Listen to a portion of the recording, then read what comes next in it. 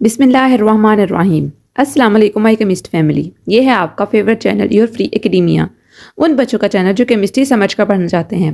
रट्टे वालों के लिए है कोई और चैनल। सब बोलें 10 time my passion my chemistry. Now study time starts. Okay बच्चों, क्लास 9 के चैप्टर नंबर 5 तक हमने अपने एनालिटिकल और कंसेप्चुअल क्वेश्चन जो थे वो कंप्लीट कर दिए हैं। ठीक है, अब मैंने सोचा कि क्यों ना हम पहले 10th क्लास को कंप्लीट करें, उसके बाद 9th की तरफ आएँ, क्योंकि जो 10th क्लास के एग्जाम होने होते हैं वो थोड़े से जल्दी होने होते हैं इन कंपेरेटिवली टू 9th क्लास। तो हम आज 10th क्लास का स्टार्ट करेंगे केमिस्ट्री का, उसके बाद हम 9th की केमिस्ट्री को कंप्लीट करेंगे इंशाल्लाह, क्योंकि उसके भी एटलीस्ट 4 चैप्टर्स जो हैं वो रह गए हैं, तो हम उसको जल्दी कर लेंगे। ठीक है, तो बच्चों आज की वीडियो स्टार्ट करने से पहले मैं आप सबसे रिक्वेस्ट करती हूँ कि वीडियो को लाइक करें, एक अच्छा सा कमेंट करें, चैनल को लाजमी सब्सक्राइब करें और बेल आइकन को भी प्रेस करें ताकि नई आने वाली वीडियो अब तक फ़ौरन पहुँच जाए।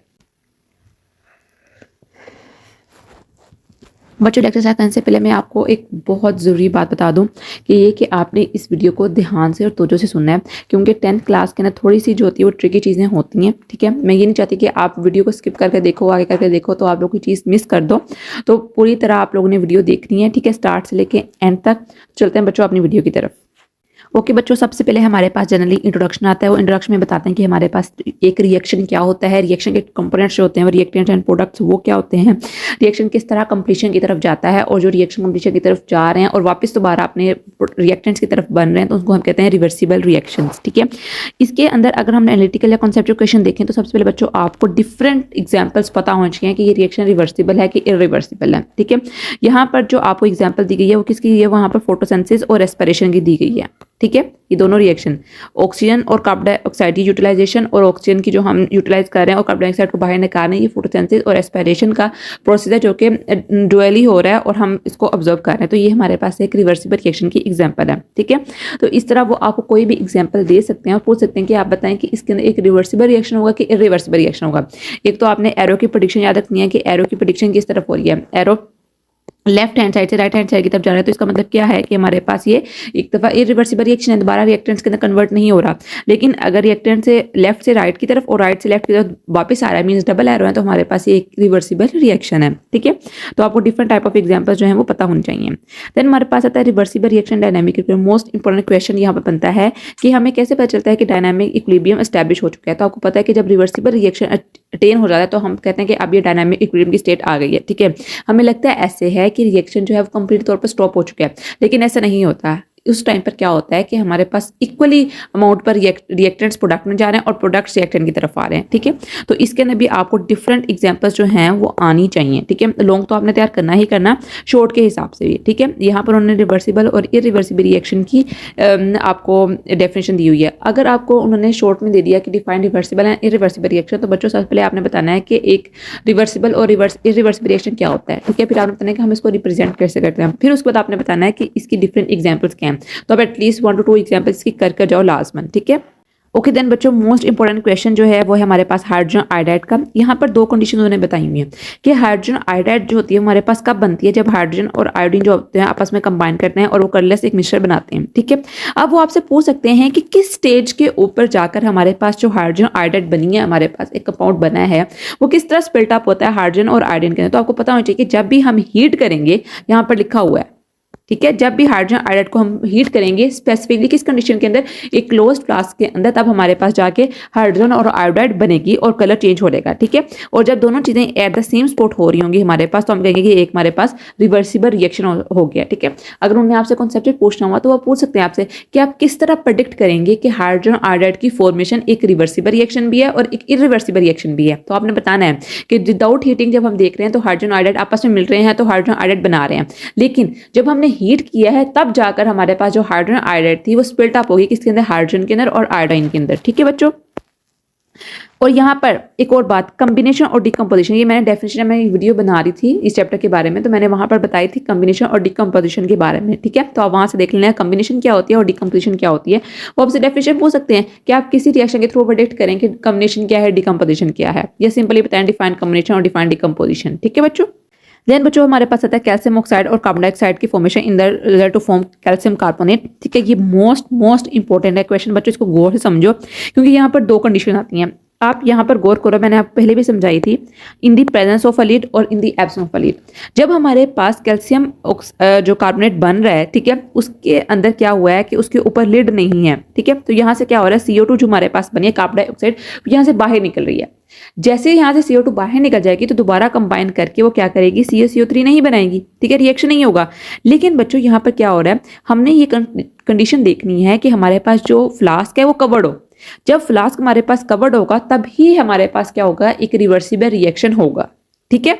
अगर CO3 को हम हीट कर रहे हैं तो वो स्प्लिट अप हो जाता है COA के अंदर और CO2 के अंदर। CO2 यहाँ से निकल गई है बाहर, क्यों निकल गया, क्योंकि उसके ऊपर ढक्कन नहीं था, फ्लास्क जो था विदाउट लिड था। लेकिन जब हमने CaCO3 को हीट किया है, ठीक है, तो हमारे पास लिड था, तो CaCO2 और CaO हमारे पास यहीं पर प्रेजेंट है और ये एक रिवर्सिबल रिएक्शन दोबारा हो गया, ठीक है। CO2 बाहर नहीं गई है, CO2 बाहर चल जाएगी तो हमारे पास रिएक्शन क्या हो जाएगा, खराब हो जाएगा, निकल जाएगी बाहर, तो दोबारा वो CaCO3 के अंदर नहीं कन्वर्ट होगा। तो वो आपसे पूछ सकते हैं कि आप किस तरह प्रेडिक्ट करोगे, किस तरह बताओगे कि जो CaCO3 का रिएक्शन है वो एक तरफ रिवर्सिबल रिएक्शन हो रहा है और एक तरफ रिवर्सिबल रिएक्शन हो रहा है। किन कंडीशंस के ऊपर आप प्रेडिक्ट कर सकोगे कि हमारे पास एक रिवर्सिबल रिएक्शन हुआ है, ठीक है। तो आपने ये रिएक्शन भी याद रखना है जो नीचे लिखा हुआ है, ठीक है, इसको इग्नोर नहीं करना, ये लॉन्ग में भी आ सकता है। और यही नीचे नेक्स्ट उन्होंने सब कुछ एक्सप्लेन किया हुआ है। उसके बाद उन्होंने बताया है कि केमिकल इक्विलिब्रियम स्टेट क्या होती है, ठीक है, मोस्ट इंपॉर्टेंट, ठीक है। केमिकल इक्विलिब्रियम स्टेट क्या होती है, जब हमारे पास रेट ऑफ फॉरवर्ड रिएक्शन जो होता है वो इक्वल होता है रेट ऑफ रिवर्स रिएक्शन के ऊपर, ठीक है, और जो रिएक्शन मिक्सचर होता है वो कांस्टेंट रहता है, ठीक है, उनका मिक्सचर जो होता है वो कांस्टेंट रहता है, तो हमारे पास केमिकल इक्विलिब्रियम स्टेट आ जाती है। और आपने दोनों कंडीशन भी बतानी है कि कब ये पॉसिबिलिटीज हो सकती हैं, ठीक है, ये शॉर्ट में भी आ सकता है और लॉन्ग में भी आ सकता है। उसके बाद बच्चों मोस्ट इंपॉर्टेंट डायनामिक इक्विलिब्रियम की स्टेट, ठीक है, ये ग्राफ वेरी वेरी इंपॉर्टेंट, ठीक है। इस ग्राफ को वो आपसे पूछ सकते हैं कि हम कैसे इसको रीड कर सकते हैं, ये भी पूछ सकते हैं आपको जब हमारे पास मिनट इंक्रीज करें तो हमारे पास रिएक्शन रेट के ऊपर क्या इफेक्ट पड़ रहा है। तो आपको पता होना चाहिए कि जब हम एक हद तक जाएंगे, जब हमारे पास टाइम इंक्रीज कर रहा है तो हमारे पास रिएक्शन रेट भी इंक्रीज कर रहा है। लेकिन हमारे पास एक ऐसी स्टेज आ जाएगी जिसके ऊपर हम जितना मर्जी मिनट इंक्रीज करें, जितना मर्जी टाइम गुजरे, हमारे पास जो रिएक्शन रेट हो जाए वो कांस्टेंट हो जाता है। और जब ये रिएक्शन रेट हमारे पास कांस्टेंट होता है, इस स्टेज के ऊपर क्या होता है, हमारे पास जो रेट होता है फॉरवर्ड रिएक्शन का वो इक्वल होता है रेट ऑफ रिवर्सिबल रिएक्शन की। तो हम कहते हैं एक डायनामिक इक्विलिब्रियम की स्टेज हमारे पास आ चुकी है। और यहाँ पर उन्होंने एग्जांपल हाइड्रोजन आयोडाइड की भी दी है। आपसे पूछ सकते हैं right note on dynamic equilibrium state, how will you predict dynamic equilibrium state, तो आपने इसको अच्छी तरह एक्सप्लेन करके लिखना है। देन हमारे पास आता है microscopic characteristics of forward and reverse reaction, बच्चों ये मोस्ट इंपॉर्टेंट क्वेश्चन है, ठीक है, मैंने आपको इसके एक्स्ट्रा पॉइंट्स भी बताए थे तो आप वो भी देख लेना। ये बात याद रखनी है कि ये microscopic characteristics of forward and reverse reaction के हैं और नीचे वाले डायनामिक इक्विलिब्रियम के हैं, इनको मिक्स नहीं करना, ठीक है, इनको अच्छी तरह देख लेना है आपको। देन हमारे पास टेस्ट सेल, ये आपने लास्ट में करी, टेस्ट सेल कोई नहीं मिस करनी, क्योंकि टेस्ट सेल के अंदर बेसिकली आपके जो होते हैं वो एनालिटिकल क्वेश्चंस ही होते हैं, ठीक है, आपने खुद फिगर आउट करके लिखने होते हैं, तो इनको मिस नहीं करना।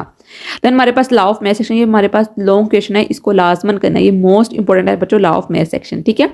अब यहाँ से अगर उन्होंने एनालिटिकल क्वेश्चन बनाना हो तो कैसे बनाएंगे, वो आपसे पूछ सकते हैं कि हमारे पास कैसे रेट ऑफ फॉरवर्ड रिएक्शन होता है वो रेट ऑफ रिवर्स रिएक्शन के इक्वल होता है, ठीक है। आप किस तरह लॉ ऑफ मैथ सेक्शन के थ्रू प्रूव करोगे, तो आपने इसकी सारी की सारी कैलकुलेशन लिख देनी है। और अगर हमारे पास आगे इक्विलिब्रियम क्वेश्चन के हवाले से, तो सबसे पहले तो आपने इसका लॉ बताना है, क्या इसका लॉ है, ठीक है, वो पूछ सकते हैं आपको कैसे आप प्रेडिक्ट करोगे इक्विलिब्रियम कांस्टेंट एक जनरल रिएक्शन के लिए। तो आपको पता चाहिए रेट ऑफ फॉरवर्ड रिएक्शन जो होता है वो इक्वल होता है, प्रोपोर्शनल होता है उसके रेट ऑफ जो हमारे पास रिएक्टेंट्स के प्रोडक्ट्स होते हैं, ठीक है, उनके इक्वल होता है, ये हमने पढ़ी थी definition. Same goes for products के लिए, और फिर हमारे पास इक्विलिब्रियम कांस्टेंट आ जाता है। तो आपसे पूछ सकते हैं कि how will you prove equilibrium constant, आप कैसे प्रूव करोगे इक्विलिब्रियम कांस्टेंट को, ठीक है। तो आपने सारी की सारी ऊपर जो मैथमेटिकल कैलकुलेशन है वो आपने लिख देनी है, ठीक है। या आपसे ऐसे ही हो सकते हैं prove KC is equal to KF over KR, तो आपने इसको प्रूव करना है कैसे, जैसे ऊपर सारी मैथमेटिकल कैलकुलेशन की गई है, ठीक है। और एग्जाम्पल बच्चों कोई नहीं मिस करनी, कोई स्किप एग्जाम्पल नहीं करनी, मैं बार बार इसलिए कहती हूँ क्योंकि एग्जाम्पल बहुत इंपॉर्टेंट होती हैं, ठीक है बच्चों। अब यहाँ से वो आपको ये वाली एग्जाम्पल उठा के MCQs के अंदर ये KC पूछ सकते हैं किसी भी रिएक्शन का, ठीक है। अब ये नहीं करना कि ये तो थी नहीं, ये तो कराई नहीं गई थी, ये जो चीज़ आपकी चैप्टर में शामिल है वो सारी चीज़ें आपने करनी है बच्चों, ठीक है। आगे N2H3 मोस्ट इंपॉर्टेंट एग्जाम्पल है, ये भी आपने लाजमन देखनी है। उसके बाद टेस्ट योर सेल्फ, ये देखो यहाँ पर कितनी ज़्यादा उन्होंने एग्जांपल्स दी हुई हैं और ये मैंने आपको करवाई हुई हैं, ठीक है बच्चों, आप वहाँ से वीडियो में भी देख सकते हो। Then equilibrium constant its unit, equilibrium constant और इसके यूनिट भी आपने बताने हैं, कैसे इक्विलिब्रियम कांस्टेंट की आप यूनिट इनको डिराइव कर सकते हो, ठीक है। ये मोल पर DM क्यूब के यूनिट्स, ये सारी की सारी वैल्यूज और कैलकुलेशन लाजमन करनी है बच्चों, ठीक है। आप अच्छी तरह इनको देखो, अगर कोई चीज़ समझ नहीं आती तो मुझे बताओ, मैं इंशाल्लाह आपको कमेंट सेक्शन में लाजमन इसका रिप्लाई दूंगी। देन हमारे पास उन्होंने डिफरेंट कॉन्स्टिट्यूशन के साथ न्यूमेरिकल्स दिए हैं, और न्यूमेरिकल्स के लिए मैं आपको एक बात बता दूं, कैलकुलेटर अलाउ है, आप तसल्ली से कैलकुलेटर से कर सकते हो न्यूमेरिकल्स को सॉल्व, ठीक है बच्चों। ये सारी कैलकुलेशन आपने लाजमन करनी है। देन बच्चों most important question importance of equilibrium constant. अब इसके अंदर प्रेडिक्टिंग डायरेक्शन ऑफ रिएक्शन है और दूसरा हमारे पास है प्रेडिक्टिंग एक्सटेंट ऑफ रिएक्शन। ठीक है, ये दो हमारे पास हैं। अब इसके अंदर वो एक साथ भी दे सकते हैं और अलग अलग भी दे सकते हैं।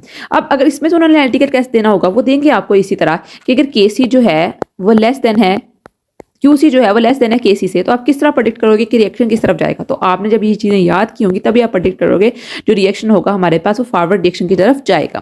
और सेम उसका ऑपोजिट इन अगर क्यूसी जो है वो बड़ा है केसी से और then KC is equal to QC is equal to KC, तो आपको ये सारी की सारी कंडीशन आनी चाहिए।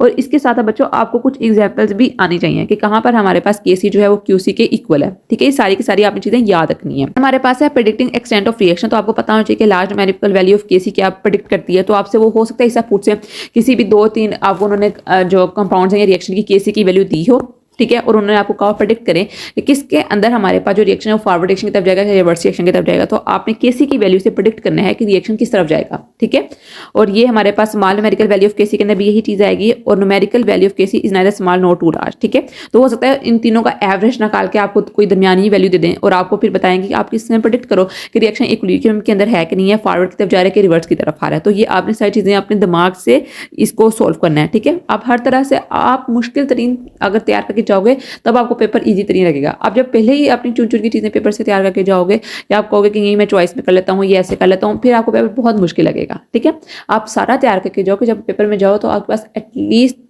15 to 20 क्वेश्चन की चॉइसेस हों। ठीक है, देन हमारे पास टेस्ट सलाह आपने मिस नहीं करनी। आगे बच्चों most important science technology and society के बारे में उन्होंने बताया है कि दो जो मेजर कंपोनेंट एटमॉस्फेयर के वो नाइट्रोजन और ऑक्सीजन। तो आपको पता है नाइट्रोजन और ऑक्सीजन जो होती है हमारे पास एटमॉस्फेयर के अंदर सबसे ज़्यादा गैसेज जो होती हैं वो पाई जाने वाली होती हैं। नाइट्रोजन 78% कॉन्स्टिट्यूट करिए हमारे एटमॉस्फेयर को। अब ये जो होती हैं हमारे पास गैसेज क्या करती हैं, ये हमारे डेली लाइफ के अंदर बहुत यूज़ होती हैं। जो नाइट्रोजन होती है वो यूज़ होती है किसके लिए, in the preparation of ammonia NH3। ठीक है, अमोनिया जो होती है वो हमारे पास फर्टिलाइजर के तौर पर यूज होती है। ठीक है, उसको रिएक्शन करवाते हैं डिफरेंट कंपाउंड्स के साथ। हमने अभी रिएक्शन पढ़ा था N2 + 3H2 का 2NH3 के साथ जो बन रहा था हमारे पास, वो क्या है, वो अमोनिया ही है, जिसको आप जनरली लफ्जों में आप खाद कह सकते हो। ठीक है, अमोनिया हम यूज कर रहे हैं क्योंकि सोइल को नरिश करने के लिए, ठीक है, फर्टिलाइजर के तौर पर। देन जो ऑक्सीजन की बात की जाए, ऑक्सीजन जो होती है वो रिएक्शन करती है किसके, सल्फर डाइऑक्साइड के साथ, ताकि हमारे पास क्या बना सके, सल्फ्यूरिक एसिड H2SO4, जो कि हमारे पास क्या है, एक किंग ऑफ केमिकल्स है। ठीक है, किंग ऑफ केमिकल्स हमारे पास सल्फ्यूरिक एसिड है। और अगर हम क्वीन ऑफ केमिकल्स की बात करें, जो कि अभी आपको नहीं शामिल है इस चीज़ के अंदर, लेकिन मैं वैसे ही आपकी जनरल के लिए बता रही हूँ, वो है बेंजीन। ठीक है, एक रिंग स्ट्रक्चर कंपाउंड होता है, उसको कहते हैं क्वीन ऑफ केमिकल्स। देन बच्चों अगर हम की पॉइंट्स देखें तो की पॉइंट्स आपने लाजमन सारे के सारे करने, क्योंकि इसके अंदर शॉर्ट ट्रिक्स लिखे होते हैं जो आप जनरली इसको अंडरस्टैंड कर सकते हो, सारे इस तरह पढ़ लेने हैं। देन बच्चों मोस्ट इंपोर्टेंट कॉन्सेप्ट डायग्राम, अब देखो इसको समझ लो एक दफ़ा। जिसके अंदर क्या हो रहा है, केमिकल रिएक्शन हो रहा है हमारे पास, एक तरफ इरिवर्सिबल रिएक्शन है और एक तरफ रिवर्सिबल रिएक्शन है।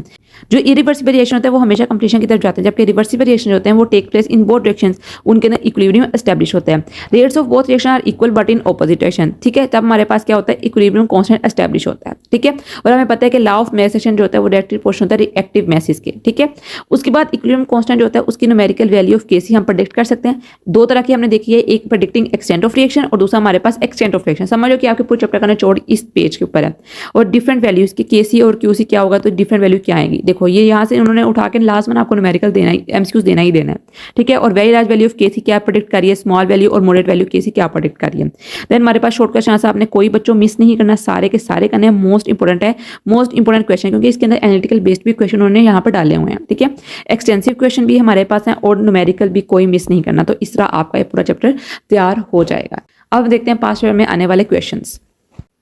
ओके बच्चों, और first question is why reversible reactions never complete. तो आपको पता है कि रिवर्सिबल रिएक्शन होते हैं वो कभी कंप्लीट नहीं करते क्योंकि वहां पर इक्विलिब्रियम एस्टैब्लिश होता है। Why the amount of reactant and products not change in reversible reaction, ये भी आपको पता है। What is static equilibrium state, most important question. What is dynamic equilibrium state, most important question. What are irreversible reaction, give characteristics of few of them. How direction of reaction can be predicted. ठीक है, इसके सारे points लिखने हैं। Why at equilibrium state reaction does not stop. What is meant by equilibrium constant, give example. What is how is dynamic equilibrium established and differentiate between reversible and irreversible reaction. इसके अलावा बच्चों बहुत से question है जो कि आपने अपनी एक्सरसाइज की तरफ देखने, शॉर्ट क्वेश्चन है, टेस्ट रिजल्ट कोई स्किप नहीं करनी है, लेकिन ये मोस्ट इंपोर्टेंट क्वेश्चन है जो कि बार बार पेपर के अंदर आए हुए हैं। ठीक है, कल हम चैप्टर नंबर 2 जो है वो chapter number 10 means acid and bases वाला वो स्टार्ट करेंगे इंशाल्लाह। उसके अकॉर्डिंग मैं आपको बताऊंगी किस तरह हमने कॉन्सेप्चुअल क्वेश्चन जो है वो तैयार करने हैं। तो बच्चों कल मिलते हैं एक नई वीडियो के साथ, तब तक के लिए फी अमान अल्लाह।